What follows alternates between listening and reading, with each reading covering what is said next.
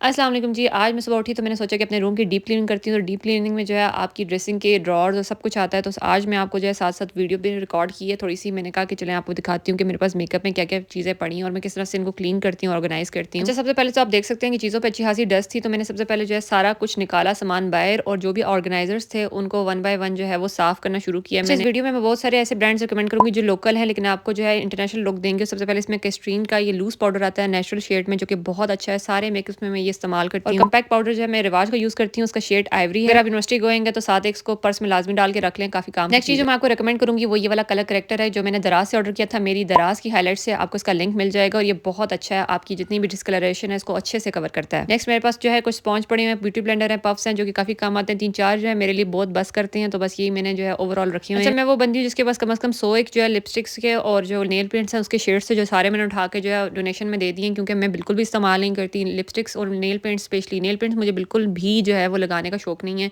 हालाँकि मुझे बहुत पसंद है, मेरा दिल करता है मेरे उँगलियों पे हो, लेकिन जैसे ही मैं नाखूनों पे वो लगाती हूँ ना, तो मुझे ऐसा लगता है मेरी नाखूनों पे कुछ चीज़ बैठी हुई है, तो इसलिए मैं बहुत रेयरली इसको लगाती हूँ। अच्छा, कुछ लिपस्टिक्स हैं और कुछ लिप ग्लॉस हैं जो कि मैंने जो है नॉर्मल डेली बेस पे यूज़ करती हूँ। कई सालों से इन्हीं शेड्स को यूज़ कर रही हूँ। लाज़मी एक वीडियो मैं इन्हें रिकमेंड करूँगी। इवन आप पार्टी पे जाएँ, शादियों पे जाएँ, इवन मेरी अपनी बहन की शादी थी तो मैं इन्हीं शेड से तैयार हुई थी, लिपस्टिक लगाई थी मैंने। फिर आ जाता है मस्कारा जो बी क्यूट और बॉब का मैं यूज़ करती हूँ। साथ में एमिली का लाइनर है जो कि मैंने काफ़ी ज़्यादा इस्तेमाल किया, और ये कंसीलर है मिस रोज़ के जो मैं इस्तेमाल करती हूँ।